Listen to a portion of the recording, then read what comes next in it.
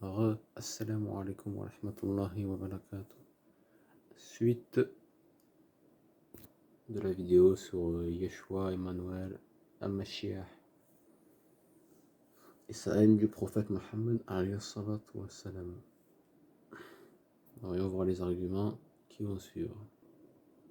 Alors j'ai fait une capture d'écran de la description de sa vidéo. On voit qu'il mentionne des hadiths, il explique leur sens. On va voir si le sens qu'il explique est vrai. Inch'Allah. Alors son argument premier des hadiths, il dit en gros les musulmans du temps du prophète Mohammed adoraient les pierres et quand ils en trouvaient une plus belle, ils adoraient et délaissaient la précédente. Il cite pour cela le Sahih Bukhari, hadith 401, livre 64. Donc là nous avons le hadith sous les yeux. Nous pouvons voir également que ce hadith est scindé en deux. La première partie, we used the worship stone and when we found a better stone than the first one, we would throw the first one, etc. etc. Donc ça c'est la première partie.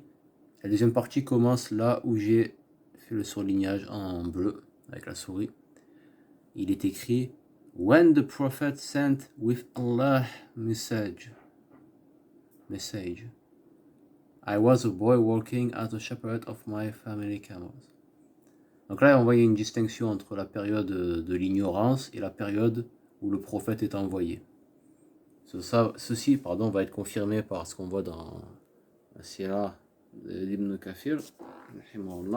Hop, la lumière. Voilà. Nous avons le même hadith rapporté par Abi Adja al-Uttalidi, pardon pour la prononciation, où il est écrit à l'époque de la Jahiliya, lorsque nous ne trouvions pas de pierre, nous formions un amas de terre, puis nous apportions une chèvre, nous la faisions traire sur cet amas de terre, blablabla. Bla, bla, bla. Nous voyons que c'est pareil. Abu Raja al-Uttalid. Voilà. Pardon, c'est là plutôt. Voilà. Donc c'était à l'époque de la Jahiliya, c'était pas à l'époque des musulmans et encore moins à l'époque du prophète Mohammed parce que Mohammed n'était pas encore un prophète à ce moment-là. Argument suivant. Omar ibn al-Khattab, il adorait la pierre parce qu'il voyait le prophète Mohammed embrasser la pierre. C'est faux. Il cite pour cela encore le Sahih Bukhari, livre 25, hadith 83. Nous voyons that you are a stone, ça c'est Omar ibn al-Khattab qui parle à propos de la pierre. No doubt, I know that you are a stone and can neither benefit anyone nor harm anyone. Nous avons les mêmes hadiths ici dans le Sahih Muslim. Embrassa la pierre, puis déclara par Allah, je sais bien que tu es une pierre. Si je n'avais pas vu le messager d'Allah t'embrasser, je ne t'aurais pas embrassé. Je sais que tu es une pierre. Je t'embrasse tout en sachant que tu es une pierre et que tu ne nuis ni ne profites. Bref, nous avons ce hadith qui est rapporté plusieurs fois. À quel moment il y a un acte d'adoration de la pierre? À quel moment ils invoquent la pierre pour leur aider en quoi que ce soit? À quel moment ils vénèrent la pierre? À quel moment ils se prosternent face contre sol devant la pierre pour invoquer la pierre? À quel moment ils le font? Ça n'existe pas. Ça n'existe pas. Ça n'existe pas. Donc arrêtez de croire que c'est de l'idolâtrie. Ce n'est pas de l'idolâtrie. Ils ne vénèrent pas la pierre. Ils ne vénèrent pas la Kaaba. Il vénère Allah Azzawajal. C'est Allah Azzawajal qui ne cesse d'invoquer. Ce n'est pas la pierre, ce n'est pas la Kaaba, ce n'est pas le puits de Zemzem, c'est Allah Azzawajal. Argument suivant, des compagnons qui imitaient Mohammed. En même temps, c'est normal, c'était le meilleur des modèles. Qu'ils adoraient la pierre, soi-disant, et qu'ils l'embrassaient. Blablabla, toujours cette histoire d'adorer la pierre quand quelqu'un l'embrasse d'après Yeshua. Ce qui est faux. Et en fait, l'argument, ce serait que parce que Mohammed a décrété que la pierre venait du paradis dans un hadith, ce qui est vrai, the black stone is from paradise, ben, ça justifierait selon lui l'idolâtrie que proférait le prophète Mohammed, ce qui n'est pas le cas, parce qu'il n'y a jamais eu d'idolâtrie.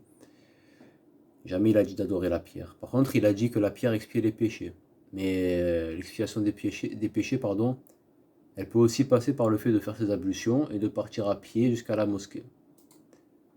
Dans le hadith en question qu'il a cité dans sa description, toucher la pierre fait partie des moyens par lesquels Allah le Très-Haut, et non pas la pierre la très haute, astaghfirullah, expie les péchés.